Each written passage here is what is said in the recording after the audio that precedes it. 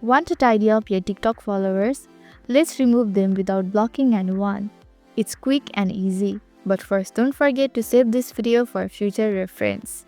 Hello everyone, I'm Justin from One Stop Solution, and today I'll walk you through the process of how to remove followers on TikTok without blocking. It's pretty simple and quick, so let's get started with the video. Open the TikTok app on your device. Make sure you are logged into your account.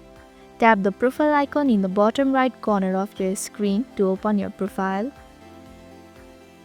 Above your bio, tap the follower count labeled as followers.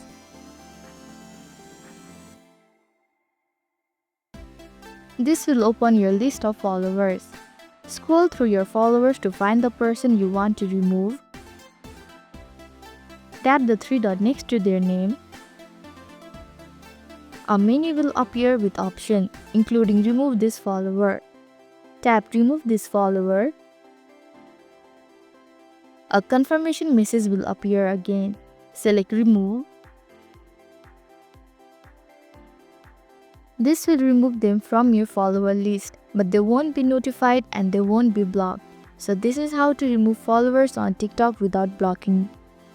Thank you for watching One Stop Solution.